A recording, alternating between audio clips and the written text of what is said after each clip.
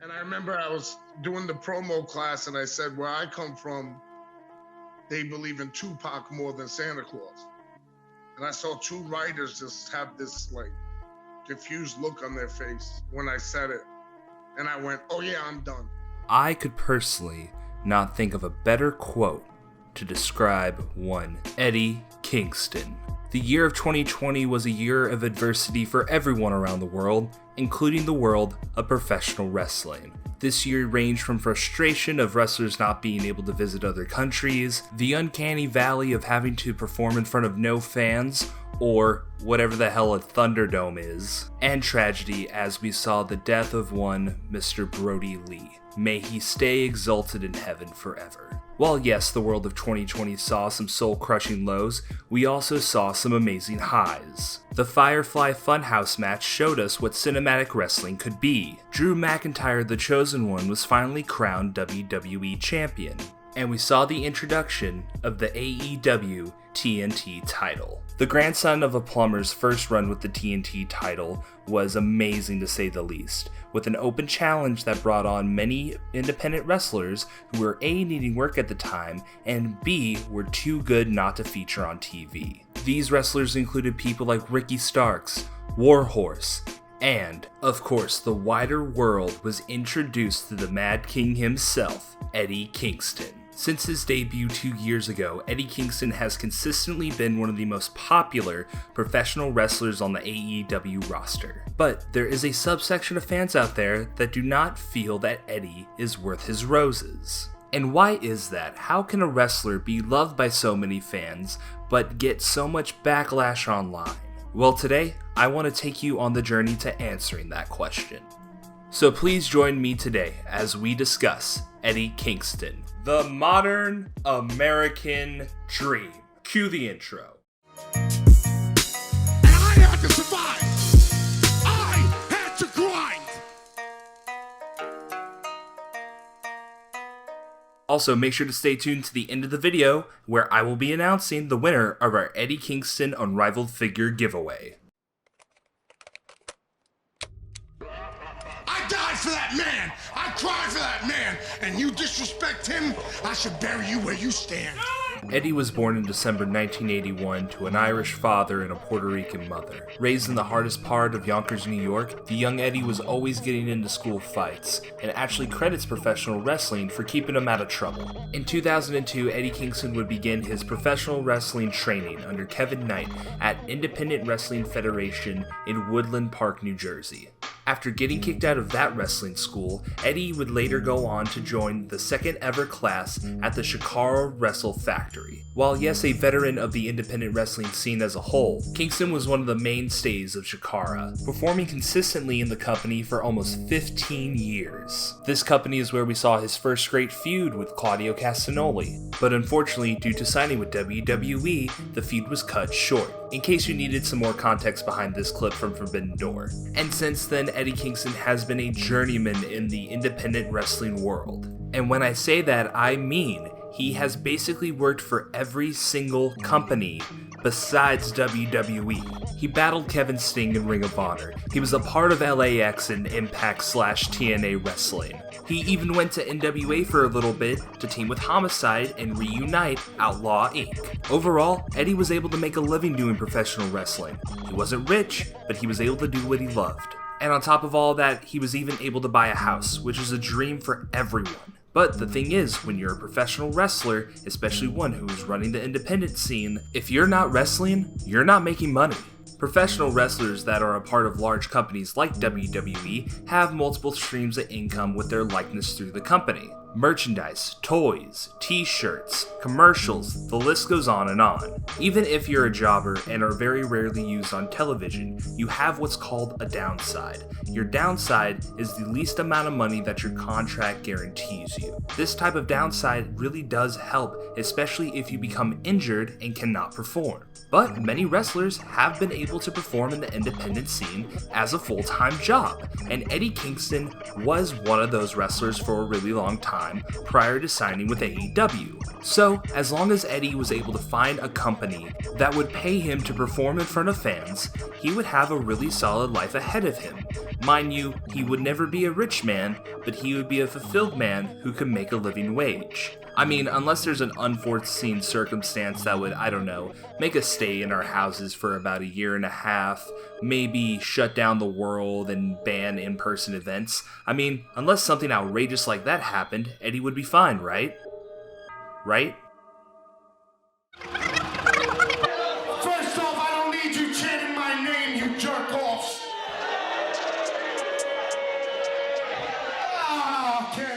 We don't really have to go into the Panorama Pizza. You know what it is, I know what it is, but not being able to perform at independent shows really affected the entire independent wrestling world, including Eddie Kingston. Kingston has stated in multiple interviews that this is probably one of the lowest points of his life. Without work and with his mental health sharply declining, he even thought about selling his wrestling gear in order to make his house payment. And this is also one of the points I'd love to make about Eddie early on in this video essay, is that he does not shield the world from his own mental health struggles. Very rarely do men who need to be perceived as tough, as macho, as great fighters, really open up about their mental health struggles. And this affects the audience who is drawn to Eddie, including myself. Watching his interviews talking about his depression and anxiety have made me more confident and more open to discussing my own mental health struggles. With nothing left to lose, Eddie was booked for the ICW No Holds Barred Volume 3 Deathmatch Drive-In show. And Eddie had a lot to get off his chest that night. Little did he know, the promo he would cut after his match with Brad Ison would change his career forever.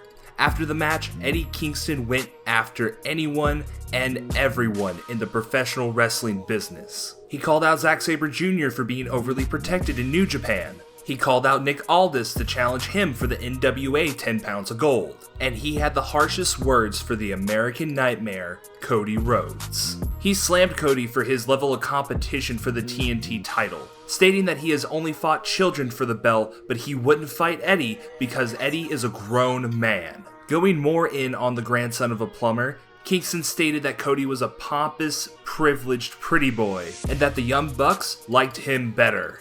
You hear the passion in Eddie's voice, and you can honestly tell that he doesn't know if he's going to be back in a wrestling ring after this. But while Kingston has the mic, he's gonna say his piece, and at least he would know that if today was the last day he were to lace up a pair of boots, he knows that he went out saying what he needed to say about the state of the professional wrestling world. I guess in other words, Eddie was telling Cody that he doesn't know hard times. Because we are not here just to get ourselves a paycheck. We're here every week with you people, without you people, and we come out here and we bust our asses. The promo quickly caught the wrestling world on fire online, and even got the attention of higher-ups over at All Elite Wrestling. Since signing his AEW contract, Eddie Kingston has put on fantastic matches with the likes of longtime friend Jon Moxley, CM Punk, and Chris Jericho. Through all of these interactions, both on the mic and in the ring, we learned more about what drives Eddie Kingston. We learned about how his jealousy and vengefulness could blind him with rage even against one of his best friends. And even when he has had disagreements with those friends and full-out fights with them, he will still come to their defense and protect them from anyone who would ever harm them. Eddie is the definition of a ride or die. And we even learned if you wrong Eddie in any way, shape, or form, it doesn't matter if it's 1 month or 10 years, he will hold on to that until he gets his hands on you. While yes, Eddie is usually the one to look up at the lights at the end of big feuds, when TK decides to pull the trigger on Eddie and put him over, the response from the crowd is electrifying. With an aura and in-ring style that is hard to ignore, this energy is so palpable that wars begin. And for Eddie, a fight isn't over unless somebody is bleeding. While his AEW run has garnered him a lot of fans, also there's a subsection of the online community that does not seem to like Kingston in any way, shape, or form, no matter how he's presented. Why is that? Well, for sake of the argument, let's go ahead and take a look at people's criticisms on the Mad King. Number one that I see online probably has to be his body type. And to be fair, with the way Eddie Kingston's body physically looks, he has more in common with your uncle than he does somebody like Lex Luger and Hulk Hogan. But that does seem frankly hypocritical, especially from the same people online who criticize WWE, who under the Vince McMahon regime wanted more Hulk Hogan big beefy men stereotypes and not the indie darlings that were hot on the scene at the time that were smaller in stature. Frankly, we are past the point of judging wrestlers by their bodies alone. Also, I hate to tell everyone this, but you don't need a six-pack to get over in wrestling. There have been plenty of people before Kingston and after Kingston that look like regular people. They look like realistic individuals that you'll meet on the street who just like to fight, and that's fine. Because we've seen that time and time again that doesn't stop someone from getting over and becoming an icon of the industry.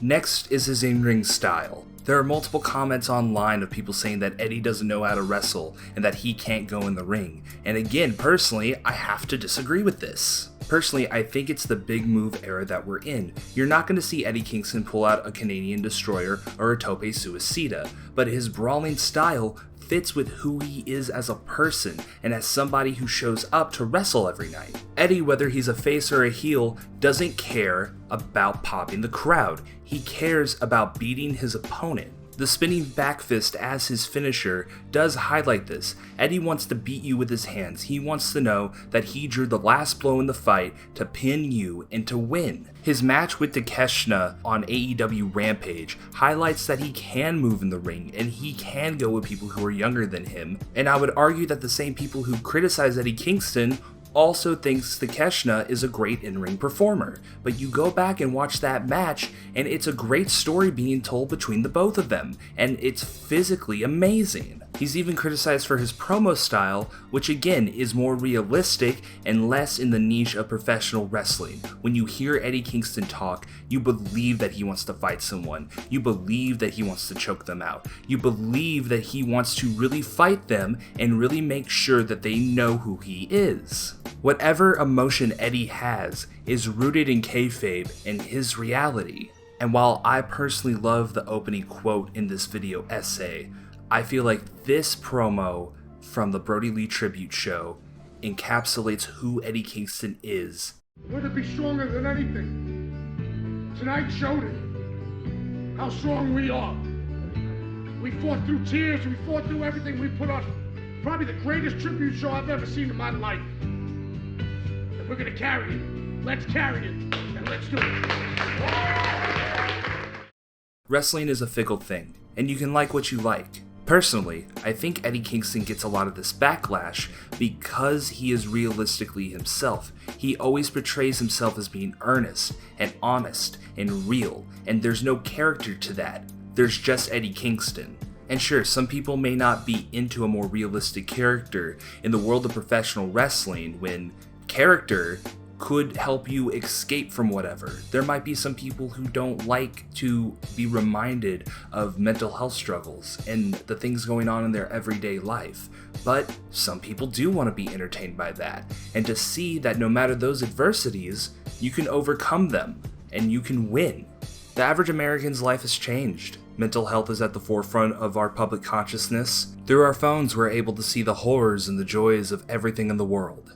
And with restrictions lifting from a worldwide pandemic, we need someone to show us that it's okay to not be okay, that it's okay to get back up and fight, and that you should. And more importantly, it's okay to be close to others, and it's okay to disagree with friends. I know I started this video by saying that Eddie Kingston is the new version of the American Dream, and I don't want to give you guys a dusty finish. But for a character and a wrestler who can connect with the everyman, who can connect with people like you and me, and give such deep life lessons and to show the realness and the rawness of their character so the average person can be seen, it's quite obvious to me. And while I never want to disrespect a legend's legacy, and no one could ever be Dusty Rhodes the American Dream, I personally think Eddie Kingston is a pretty damn close modern representation of it. And in the words of the Mad King himself, if you don't agree with that, it's on site.